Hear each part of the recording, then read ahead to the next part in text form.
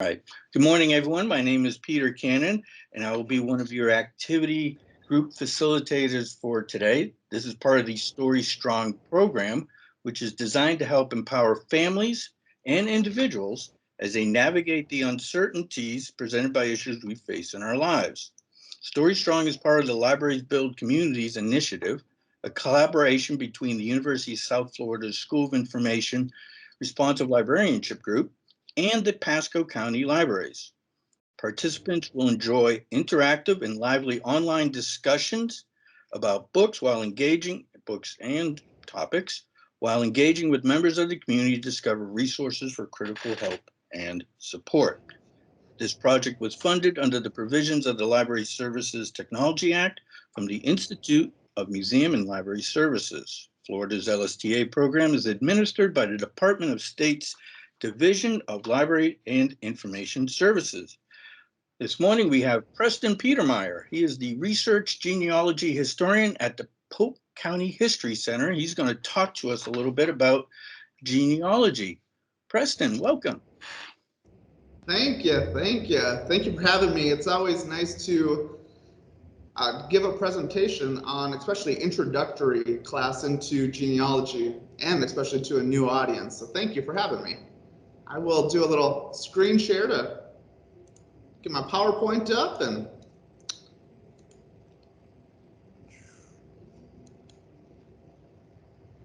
went a little too far. All right, can you see it okay? Perfectly. Awesome, thank you. As Peter mentioned, my name is Preston Petermeier, and I am the Research and Genealogy Historian here at the Polk County History Center. Today's program, or little presentation that I'm going to provide today, I titled Genealogy 101, and I'm going to talk about really what genealogy is, why we research it, and really how to get started. In doing so, I'm going to dive into some specific records to look at when you're getting started with your genealogy. So, getting started, what is genealogy? Genealogy is really the understanding of the history of your family. It is the study of family ancestral lines. You may have heard both genealogy and family history, and usually those two terms are used interchangeably. However, according to Webster's dictionary, genealogy is the account of the descent of a person, family, or group from an ancestor, and family history is more of a record of one's ancestors, meaning genealogy usually begins with somebody from the past, somebody who is deceased, and tracing their family line forward in time, and family history usually beginning with somebody who's still alive.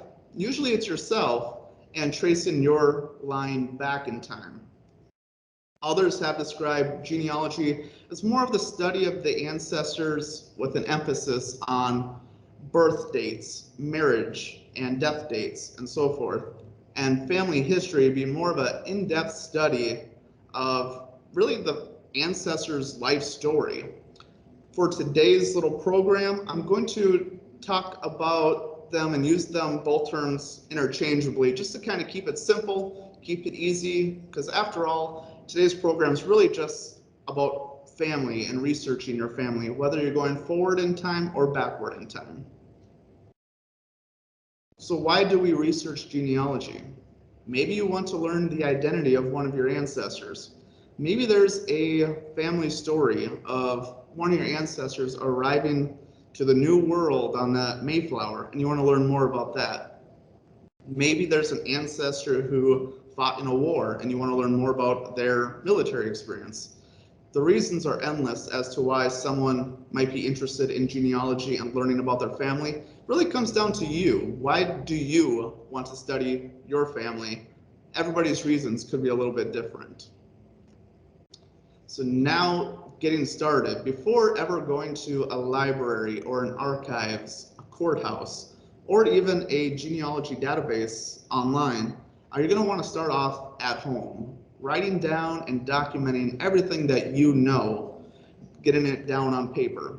Once you have everything that you know written down, then you want to talk to your family members, talk to your parents, aunts, uncles, grandparents, and if you have them, great-grandparents, to see what they know. And in doing so, writing down and documenting all this information, because it's always best to begin from the known and move towards the unknown. Once you have all this information written down and documented, you'll be able to see where the gaps are, where the missing information is. And with that, you can create a research plan and pick a specific idea of what you want to research. Some recording information tips that I recommend is always using a pencil, at least until you have enough evidence to verify and confirm your information that you've gathered.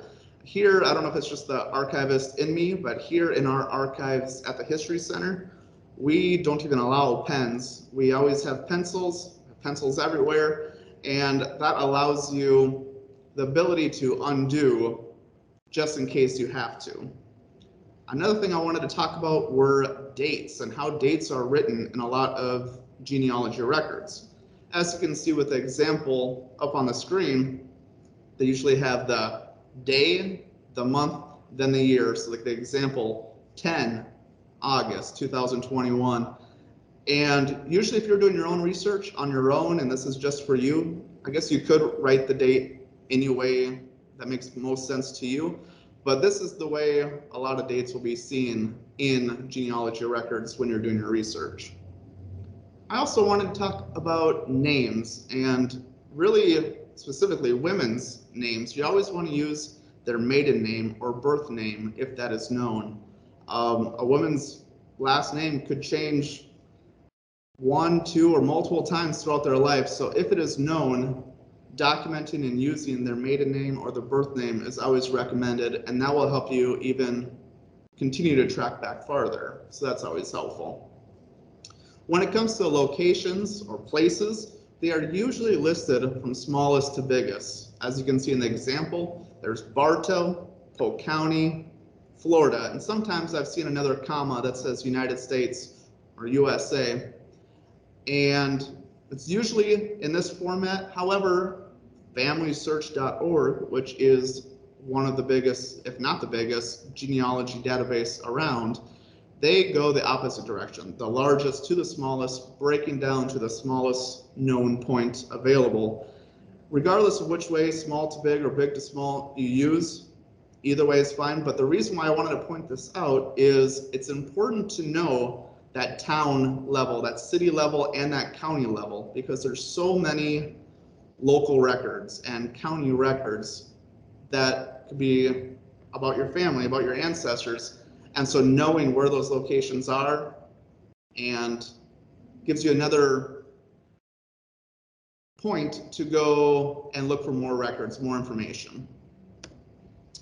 A couple of the charts and forms that I'm going to introduce to you today, one being Pedigree Chart, or otherwise known as an ancestral chart. They really help you illustrate your family history in a condensed, organized manner. And here is an example of what one of those looks like. This one here is from Ancestry.com. It is a 4-generational chart, going back 4 generations, and each line is set for a specific person. And under each person, there's space to put when and where they were born, when and where they were married, if they were married, and when and where they died, if they are deceased.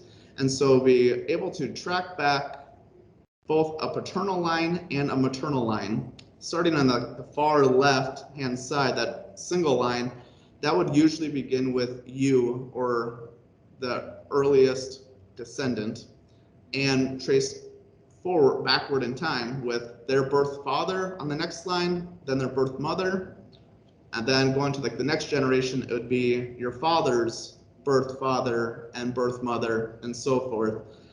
As I mentioned, this is a 4-generational chart, and so if you know your family going back even farther than that, as you can see on the far right-hand side, there are lines for continue on chart number so-and-so. And so you can label additional charts with different numbers and kind of keep that line going back farther and farther and still be able to keep it organized. A lot of these forms, which are very easily accessible just by even doing a simple Google search for blank ancestral chart or blank pedigree chart, there will be a lot of options available. And some of them might even have a number next to each line, starting with 1, then going to the father, 2, mother, 3, the father's paternal line being 4 and 5, and so forth. And then that can help you keep which line and which ancestor organized. I've seen charts that are free and available upwards of 5 or 6 generations. I've even seen upwards of 15 generations if your family goes back that far that you know of. However, that's usually on Amazon and you usually have to pay for it. And I don't know how much it costs, but it's like a giant poster that allows you to keep going back farther and farther, which is quite interesting. The next form or sheet I want to mention is family group sheets. These help you further break down a specific family. And here is an example of that. This one here is from FamilySearch.org, but just like the pedigree chart, these are widely available just by doing a simple Google search for blank family group record or blank family group sheet. And you can see this one's 2 pages long. The page on the left has the husband and wife information. Sometimes it could even say father and mother, and then all their children listed underneath them. These information, similar to the pedigree chart, asks for when and where they're born, when they're married, and when and if they have passed away. Some forms even have additional lines like what their occupation was, what they did for a living, and if they had any previous marriages. And actually, the second page there on the right, on the bottom, it has a spot there for other marriages. So this form itself has a spot for that. This form here also provides enough space for 7 children. There are additional forms that if your family is large, for example, my mom's side of the family, she was one of 14 kids, all the additional sheets and different forms that you can add to Incompany to get all those children accounted for. And so unlike, I'm gonna go back to the pedigree chart, where this chart just shows the paternal and maternal lines, who the parents were, this one shows all the children within a specific family. So a lot more detail, a lot more information, and a lot more really data to help you with your research. The last really form I'm going to talk about are research logs or research sheets. And these really help organize your research into what you've already found and what you still need to find. They can help you cite your sources, which is really important for showing quality research. And it also helps you sort out data, not only what you have found, but also what you did not find, in something that is called negative search results, which can help you save a lot of time and effort in repetitive search. A lot of times when you're doing genealogy research, something pops up, life happens, and you have to take a break from your research after a couple days, a couple weeks, maybe even a few months. And then when you get back to your research, you're trying to remember, where did I look to try to answer this question? And so saving you time by re-looking at census records, re-looking at military records, documenting your sources and your research can help you save time on those repetitive searches. It can also help you weigh evidence, which can help you make better conclusions and which can lead to really better lineage links, which is definitely important. And finally, it can help illustrate search strategies, which may even lead to deeper questioning or even more questioning. So this is what one looks like. This one here is also from Family Search, but just like the other ones, by doing a simple Google search for a blank form, should pop up with a variety of different kind of options. But as you can see at the very top, there is a space there for an ancestor's name, maybe an ancestor's family, And then an objective. What is your research question? What are you trying to find and locate? Then once you get into the form, there's a spot there for the description of the source. What source are you looking at? And when and where when you looked for that source and where that source is located, which I'm going to talk about here in a little bit. But then the next column over is comments, and here's where you can put, like, what was the purpose of your search? What kind of results did you find? Were you able to answer your objective, your research question, or did you not find anything helpful? And that's, as I just mentioned with the negative search results, still important to document because it could save you time later. So just speaking of those research logs, why citing resources is important. You're not only going to want to write down the source, but write down the source of every piece of information that you find. And this helps really validate the research that you've done. Not only do you want to list the name of the source, but it's important to name the location, because that's going to help future researchers or future family members kind of retrace your steps and locate the same thing that you were able to find. And so that it's really validated and kind of shows all your hard work in your research.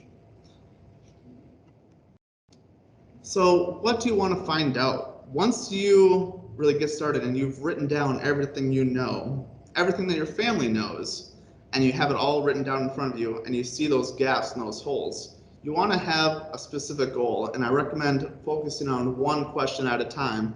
That will help you, or really prevent you from getting lost in really the thick of things when you get into your research. And it's easier said than done, but it can help prevent following rabbit holes and that lead to anywhere and everywhere. And I say easier said than done because I'm one of those people that I follow rabbit holes just because I'm very curious. So not saying just focusing on one question at a time will prevent that entirely, but it can definitely help and can kind of help keep you on track and focused. Now, there are dozens of different types of records. Some records are very helpful finding some information and less helpful finding other information. And so I'm going to be going into some specific records to kind of focus on when you're getting started into your genealogy research. Just before I get into those records exactly, here is a form or a chart from AmericanAncestors.org. I'd really like this record, especially for people who are new to genealogy, because there's a column there for what information you're looking for, what information is needed. Trying to find their age, when they were born, where they were born, and so forth. The second column shows which records you should look at first. And for somebody who is new to genealogy, you might not know these records very well yet. And so here's a good little tip, little advice that you should look at to begin your research. Once you get more familiar with these records and know what you can and can't find in these records, you might not need this chart. But at least at the beginning, it's definitely very helpful.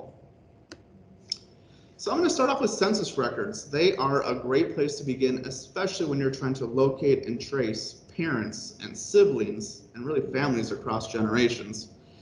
They really are the building blocks for your research, as they can help gather names, dates, and locations. And most importantly, probably is those locations, where they were born and where they were living. Because as I kind of mentioned earlier, once you know those locations, those cities, those counties, it's a great place to look for additional records that may have additional information that might not be found in census records. Another great thing about census records is that they're a very quick and easy resource. And so that's why I definitely recommend that being one of the first records you use in your research. The very first federal population census here in the United States dates back to 1790. And if you lived in the United States even last year in 2020, more than likely you took part in filling out the 2020 census. So they're still compiling these censuses and this data, this information, and very helpful. They keep adding more and more questions every single census, it seems, but definitely great that they keep doing it. And the one thing about census records is there is a 72-year restriction of access to the public for these censuses, which means the most recent census that we have access to for the public is the 1940 census, which is one really thing that's exciting is next April 2022, the 1950 census comes out, and maybe it's just because I'm a genealogist and do genealogy research every day, but I'm super excited for that. I'm even thinking here at the History Center, we might have to throw a 1950 census release party. I think that would be pretty cool. But that's going to be very big and helpful, especially to younger researchers who are getting into genealogy. We get people coming into the History Center quite often who want to get started with their family history. And to use census records, you really have to get back to that 1940 census as of right now. And that might mean, depending on how young the researcher is, that could be their grandparents, their great-grandparents, or so forth. And a lot of times, the people coming in here don't know that ancestry. That's what they're trying to find out. Well, if you don't know it, census records might not be that helpful at first. And so next year, when the 1950 comes out, that's another 10 years, another decade of data, and less time for people to go back to really get their family involved in the census. So it's going to be very helpful and informative. Most of these census records are still intact, except for the 1890 census, which was pretty much completely lost to a fire. And you might be thinking, well, losing one census over a span of 24 censuses doesn't seem like that big of a deal. However, since these census records are only taken once every 10 years, a lot can happen in 10 years that might not be documented. And if you lose one of them, like that 1890 census, now you have a 20-year gap between census records, the 1880 all the way up to the 1900 census. And if a lot can happen in 10 years, even more can happen in 20 years. It's very common for somebody to give birth to a child and that child die when they're an infant or a child and not show up on any census, or in that 20-year gap, a person giving birth to a child, that person growing up, getting married, moving out of the house and in with their spouse within that 20-year gap. And so no census is that person identified and listed with their birth family, which can be a challenge. So losing one census is definitely something you never want to happen, but it did happen with the 1890 census. And as I mentioned a little earlier, really ever since 1790, as the years went on, decades and censuses went on, they began to contain more information, more questions that are required to fill out. And so between 1790 and the 1840 census, the census takers or the enumerators, really all they listed were the head of each household, plus the number of people living in that household, and divided them by male and female and into age groups. It is pretty limited when trying to trace family lines, especially because there's no way to connect spouses and children to the head of the household, but it's still helpful in tracking ancestors' movements over time. For example, if they are in North Carolina, 1790, South Carolina, Georgia, Florida, so forth, you can see their kind of migration pattern. Or if they just stayed in one place for all these years, that tells a story as well. So definitely important. By the time we get to the 1850 census, now the census takers begin to list every single person in each household, which is definitely helpful as it provides not only their names, but also how old they are, whether they're male or female, what their race is, what they did for a living, as well as where they were born. So a lot of great information that can be found now that 1850 comes around. Getting into the 1880 census, they added two really big pieces of information, one being the relationship of each person in the household to the head of the household. So now we finally get to the point where spouses and children are actually identified. Before that, it was just the names, and you can make assumptions, but that's all they are assumptions based on ages and names as to who is the wife, who is the husband, who's their son and daughter. But here now you have the relationship to the head of the household. So maybe there's a boarder or somebody renting out a room in a household. Maybe it's a cousin or a aunt or uncle. So you might still have like similar names, but they're not part of that family unit. And so definitely something to kind of keep an eye out and help confirm some things. Another thing that the 1880 census provided is the birthplace of each parent. This is helpful because you might not get their name, but you would get where they're born. So taking you back another generation, at least getting that location of birth, you'd be able to at least have an idea of where to begin looking for other records, which can be helpful. The 1900 census is the only census to include both the birth month and birth year for each person. So finally you're seeing born in April 1877, so it's more specific compared to previously it was just the year, born in 1877. And interesting enough that they only did that for the 1900 census. But both the 1900 and 1910 census added a few more things, including the number of years married to each couple. And this is important because now you can get a ballpark figure as in what year this couple was married, and you can start looking in that time frame for marriage records. They also listed the number of children born to the mother and the number of children that are still living. And this is important, especially since I mentioned earlier the loss of the 1890 census. A lot can happen in 20 years, and kind of the example I used earlier of a child being born and dying young, not showing up in a census. Maybe there's no record of that birth anywhere, and so you might not know that ever happened, but that's still part of your family story, your ancestor story, to know how many children they may or may not have had.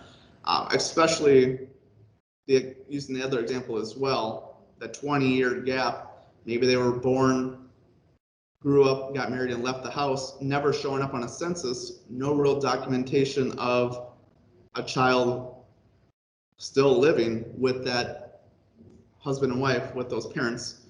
But yet now we know in the 1900 and 1910 census that that mother gave birth to another child and they're still living. Now where are they? So definitely helpful in your research. Some important notes to remember when using census records is, for the most part, they're generally pretty accurate, but there are some reasons why there could be some inaccuracies. For example, during these early census records, the census taker or the enumerator, to get around from house to house, they were either on horse or by foot. And if somebody wasn't home, they likely got that information from the next door neighbor. So how accurate is the information from your next door neighbor regarding your family? So that could lead to some inaccuracies. Or the person providing the information to the census taker, maybe they were illiterate and got confused by some of the questions being asked. Maybe they don't remember their own birth date. Maybe they don't remember their children's birth dates. So you could see some inaccuracies there. They could also, English could be their second language and be confused by the questions. And so there's multiple reasons why there could be some inaccuracies. Also, a thing to keep in mind is the official census date, which is the date that all the information on the census is supposed to be based off of. The confusing part about that is that date did not remain the same over the years. The first couple, the 1790 to 1820, it took place on the first Monday of August. So all the information had to be based off that date. Once you got to 1830 to 1900, that date changed to June 1st. Then it changed to April 15th in 1910. Then it went to the very first of the year. And really ever since 1930, that date has been April 1st. So just kind of being aware that that could play a factor, especially when determining ages of your ancestors. Another thing to keep in mind is boundary changes. Towns may adopt new names, different counties could be split, divided, and new counties could be created. An example of that could be Polk County, which was formed out of part of Hillsborough County. And so a person living in Polk, what is now Polk County, back before 1861, when Polk County was created, those records won't be found at the Polk County courthouse. They would be found at the Hillsborough County. If somebody's living, like let's say, for example, here in Bartow, what is now Bartow, I should say, those records would be found at the Hillsborough courthouse instead of Polk County. So just being aware of different boundary changes and when borders changed is definitely important. And that being said, even new states were being created and formed as recent as 1959. So just kind of being aware of town names, counties, where they were located, and how boundaries have changed over time could help save you some time in your research. Moving on to vital records, I'll probably go through these a little bit quicker than census records. Census records are so extensive that I wanted to give a little bit more information as to how they've changed over the years. But in terms of the vital records, birth records, they will provide information such as when and where somebody was born. They may also have details regarding their parents. Death records, kind of same as birth, would have when and where they died. They may also have what was the cause of death and information regarding their spouse, maybe their families, or maybe even their parents, also included in those death records. Marriage records could contain when and where the marriage took place and the age of both the bride and groom, and in some situations may even contain the date of birth of the bride or groom, which can be helpful. It could also include parents' names, witnesses that are close relatives, and so forth, which could be helpful in your research. And in some cultures, the place of marriage can be a hint to the birth of the bride, as in some cultures, the place of marriage took place in the same town as the place of birth of the bride. Not always, but in some cultures that was the case. So something to kind of keep an eye out for.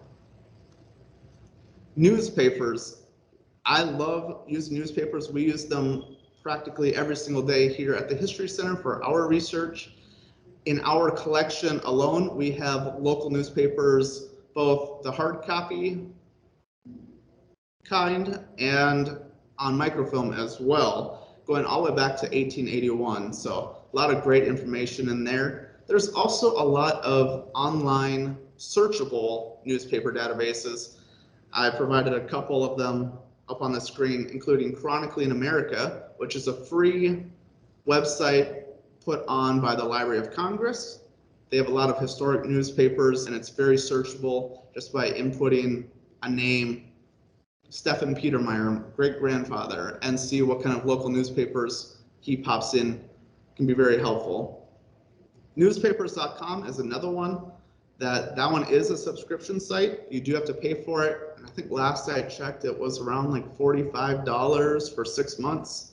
They always have some kind of deals and specials going on, so that price could change. But a great resource. We use that here quite often in our research. Very searchable, and upwards of, I think, 700 million pages available. So very extensive and helpful. The last one there that I'm going to talk about is, I have the URL up on the screen, but if you just do a Google search for Google Newspaper Archives, it should be probably the top choice. This database is not very good for searching if you know the name, but not the date. If I just wanted to search for Preston Petermeier, really no results are going to really pop up, and it's just going to be kind of complicated. But they do have all their papers in chronological order. So if you know the date and can go back, that can be very helpful. And one of the reasons why I picked that record or database to talk about is it has the Lakeland Ledger, a local newspaper here in Polk County, all the way up to 2007. So it's very, very helpful. We have the Lakeland Ledger in our collection as well, but we have some gaps of what we have, and that collection kind of covers some of those gaps, so it can be very helpful in completing your research. And so if you know the date of what happened, you know an ancestor died on a specific date, you can go back to that paper and search the paper, which is very helpful. Just not very helpful when it comes to searching by name. But these newspapers can help you find birth announcements, engagements, death notices, obituaries. Could also have different kind of articles. Let's say your ancestor owned a business. There could be some newspaper articles regarding that business in town and how that business worked. And so that can be very interesting. One of my favorite articles really in newspapers are the personal section. In the older historic newspapers, sometimes you'll see Mr. and Mrs. Preston Petermeier is in town visiting their friend, Mr. and Mrs. Bertram. They're going to be here for 3 days, and just kind of unique, kind of different, tells a little bit of a story. It's kind of fun to look at and find those kind of records. Another helpful article that can be found in newspapers is real estate transactions, finding out when people bought property, which can help track your family as well.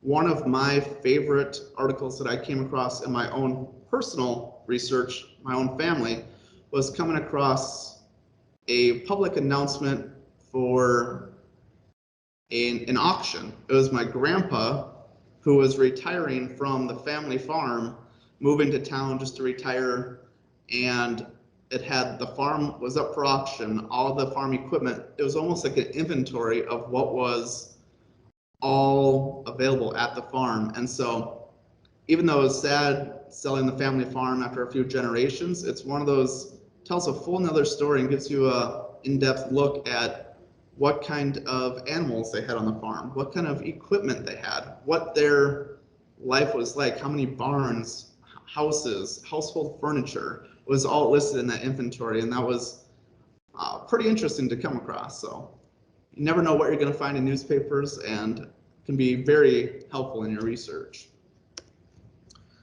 Next I want to talk is passenger lists. These are very helpful when you are trying to find your first family ancestors who came to America. Most of the time that meant they arrived on ship. And passenger lists, they generally list every passenger that was aboard and many times their ages. So it allows you to connect spouses and children to each other, which is always helpful. A source I have up on the screen there right now is Philby's Passenger and Immigration List Index. Indexed every passenger list that was published in print form. So it's very extensive, great collection, especially when you're trying to find your family and when they immigrated, what ship that they came in on, what they brought with them. So definitely helpful. We have that source up in our library collection right now. And I would have to say probably most genealogy libraries have that book as well, those books as well. Now, once these immigrants arrived in America, they likely many times wanted to become citizens, which lead me to another record I want to talk about, and that is naturalization records. These records, they can include not only names, place and date of births, the immigration too, what port that they left from and what port they arrived in, what they did for a living, if they were married or not. A lot of information. I've even seen some of these naturalization records that include a photo of your ancestor. And so definitely a great place to look. Even if you already know the information, know your ancestor and their birth date, definitely you could still look back at those records, see if you come across any photographs, because those are always very interesting and fun to look at as well. Both Ancestry and Family Search, they both have an extensive collection of indexes to these naturalization records, providing some information, but not always all the information. But when it does have an index, it also lists where that record can be found. And sometimes that can point to the Family History Center, a local family history center, which is really a branch of the Family History Library in Salt Lake City, which is operated by the Church of Latter-day Saints. And last time I looked, a couple years ago, I think there was over 5,000 family history centers in 140 different countries around the world. So they are everywhere. And here in Polk County, I know that there are 2 of them.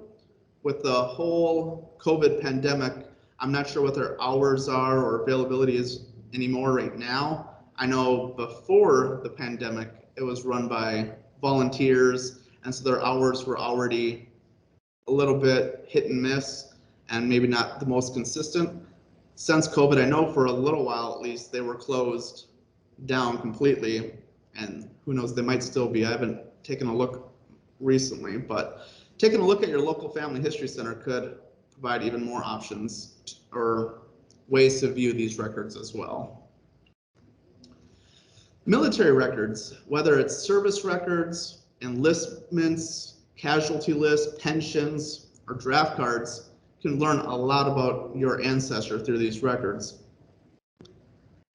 There have been several drafts over the course of the United States history. And so even if your ancestor had never served in the war or any war, still might be a place to look to see if they still had to fill out a draft card. These draft cards can provide information such as their name, what date they enlisted, their when and where they're born, where they're living, what kind of work that they're doing, parents' names, spousal information.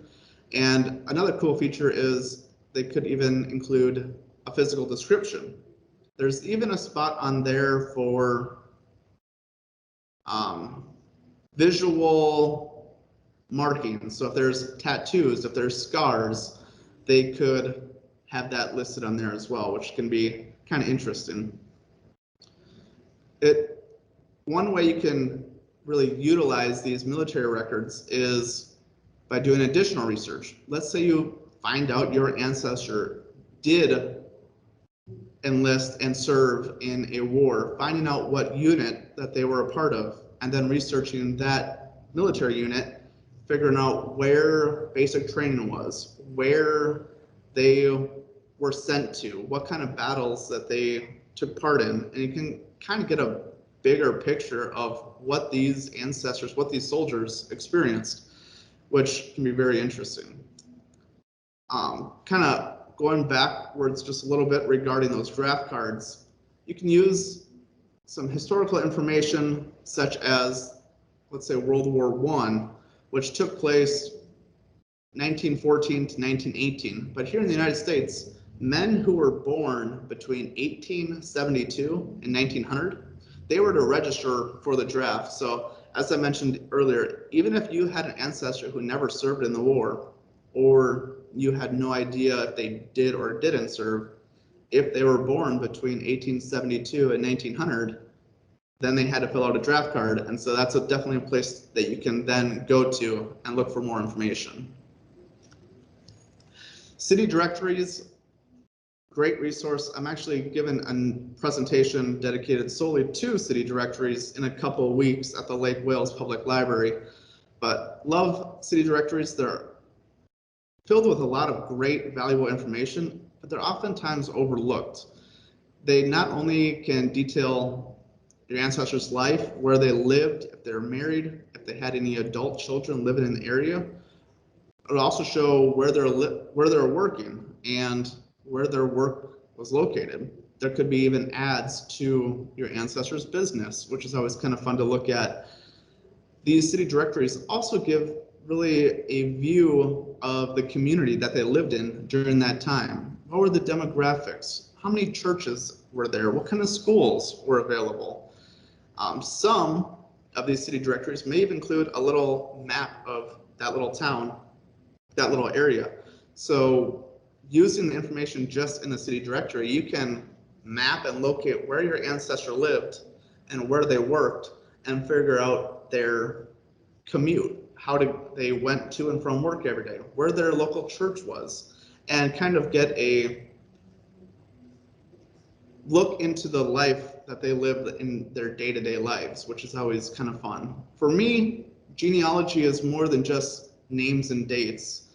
To me, what makes genealogy so interesting and exciting is what's their story? What's their life? What did they do in their day-to-day life? And city directories are a great way to figure that information out. Cemeteries and graveyards are another great resource, not only with the headstones that are found there, which can include names, dates of birth and death, if they were married, and sometimes maybe even their children. But actually going to the cemetery in person can kind of help you build a connection with your ancestor. Because when you're there in person, you can look by the nearby graves. And in many situations, close family members or really multiple generations of individuals were buried right next to each other. So that can kind of help get some more names and more dates for your research, which can be helpful. Along with headstones, cemeteries kept records of every interment on their property. These kind of records could contain not only the information that's already found on the headstone, but much, much more, including cause of death, maybe like the place that they were born and place that they died, even including parents' names. In our collection here at the History Center, we have the funeral home records for the Chris Kuhn Funeral Home in Winter Haven, dating back to about 1950 all the way up to about 2000. And those records are filled with information in terms of family, parents, children names, where they're buried, who is the undertaker, how much the casket cost, if they were a lot of receipts to all these as well, just filled with information galore, way more than you probably would ever need, but definitely a place to get more and more information. If you can't make it to the cemetery graveyard in person, maybe it's far away or it's summertime here in Florida and you just don't want to go outside in the heat, you can go to FindAGrave.com, which is a completely free site. Last time I looked, it had over 190 million grave records detailing individual records and cemeteries throughout the entire country, even part of the world. And an interesting part of it is there could contain photographs as well as a little bit of biographical information as well.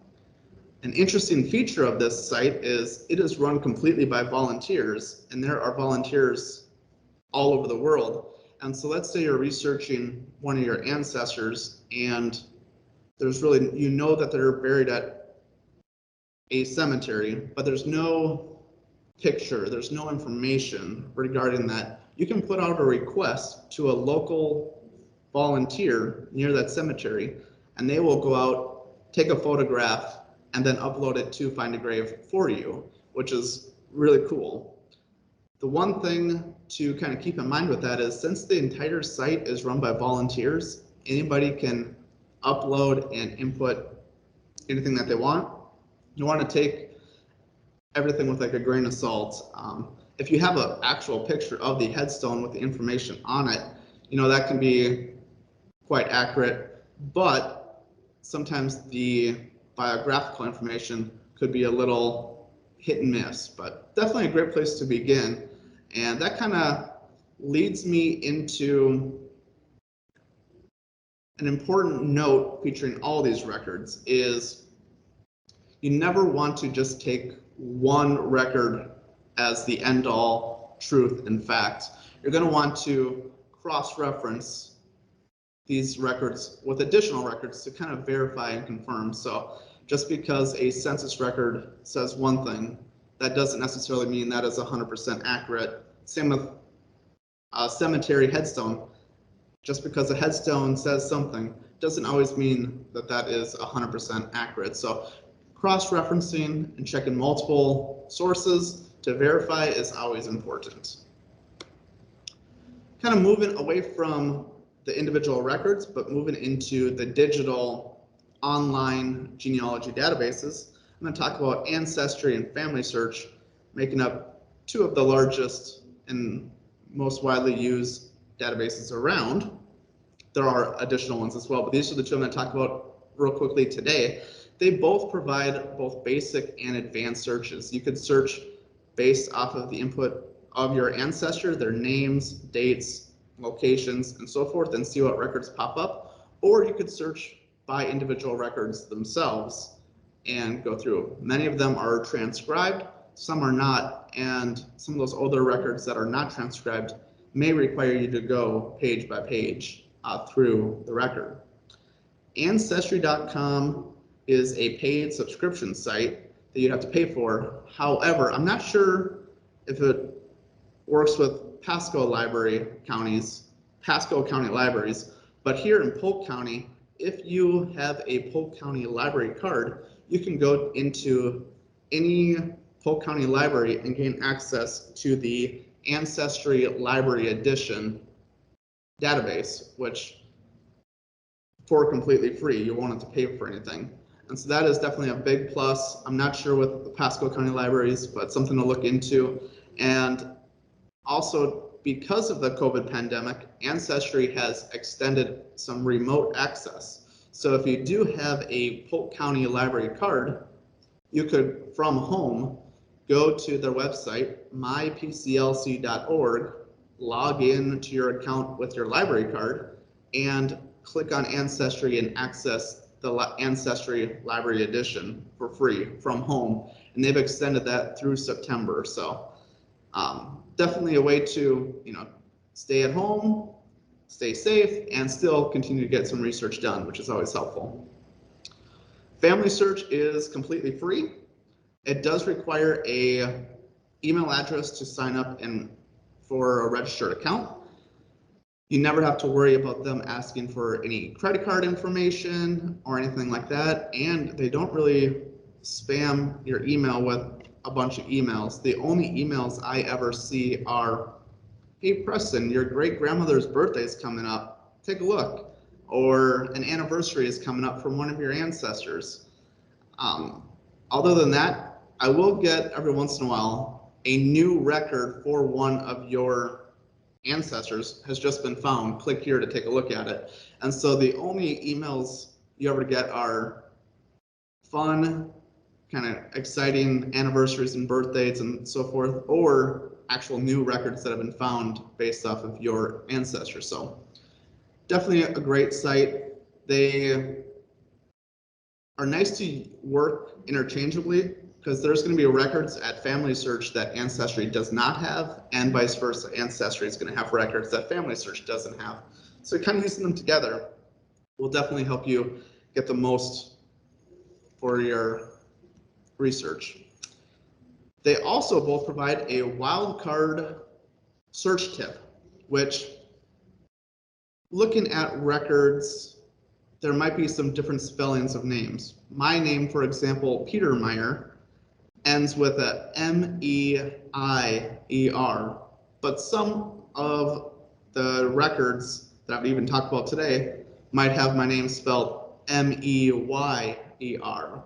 So as like a wildcard search tip, because I know it can be found in multiple different kind of spellings, I can replace that letter with a question mark, still having the rest of that name, P-E-T-E-R-M-E question mark E-R. It will pop up every record with that name, and that question mark can be any variable. And so you can see both the I's and the Y's that pop up. There's also a wildcard search technique using an asterisk. So as long as you know 3 letters in a name, you can use an asterisk if the spelling has changed in multiple different ways. For example, what that is, my mom's maternal line, last name was Omen, started off with 3 brothers from Slovenia who moved to the United States, and when they did so, all 3 brothers changed spelling of Omen. One was O-M-A-N, O-H-M-A-N, O-H-M-A-N-N, And so a lot of variety of kind of records that could pop up. And so using these kind of wildcard search tips, a question mark if you're just replacing one letter, an asterisk if there are multiple letters. And so it can definitely be helpful in your research. Once you have gone through your research, these records I talked about, browsing and going through Ancestry and Family Search, you have all this information. How do you organize it?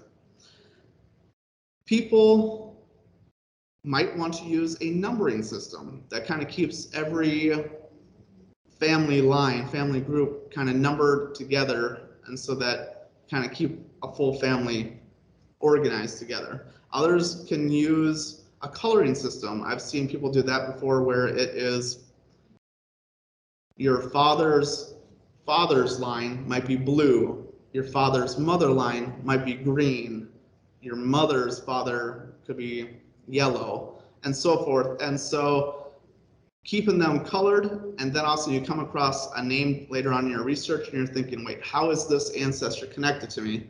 Oh, they're yellow, so at least I know they are my mother's father's line of the family.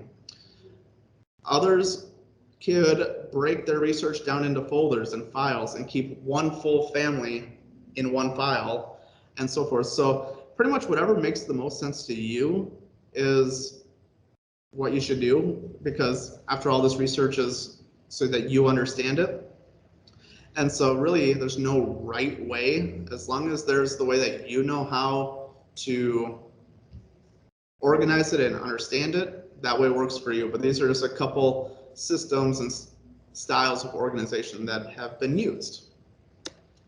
So that kind of does it for my presentation today, Genealogy 101. Definitely come by and check out the Polk County History Center. We are open Tuesdays through Saturdays from 9 a.m. to 5 p.m. I also wanted to talk about my genealogy speaker series. It is a free virtual program that takes place on the last Saturday of the month at 10 a.m.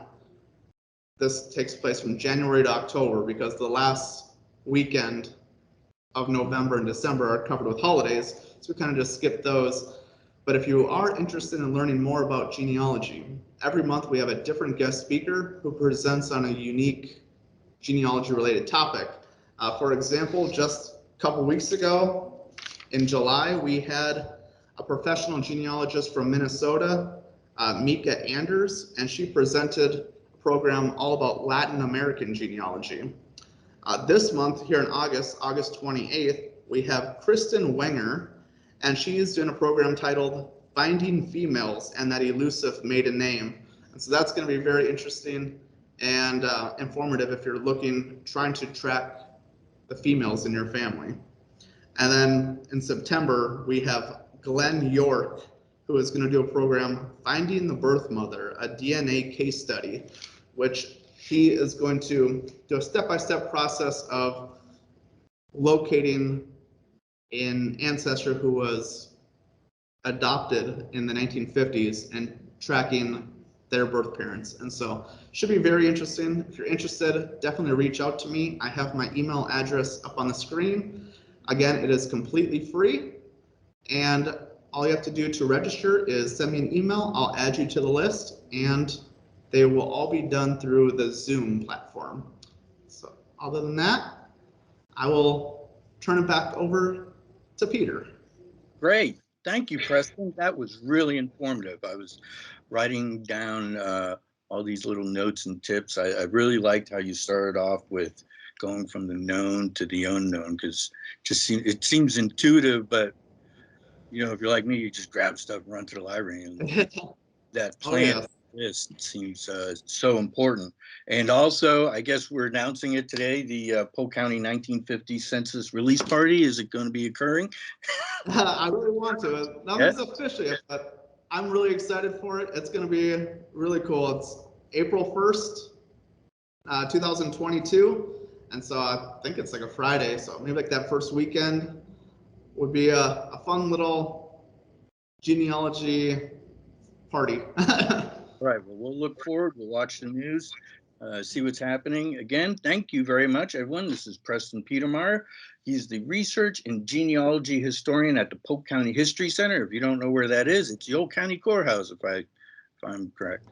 Yeah, it's wonderful, wonderful place. And you saw Preston's email there. If you need to reach us, we are at storystrong@usf.edu. 24/7, email us. We're not going to answer 24/7, but feel free to go ahead and email us anytime. Again, Preston, thank you very much, and hope to talk to you face to face soon sometime. Absolutely. Thank you again. Thank you. This was really informative. Thank you. Wonderful as always. I know.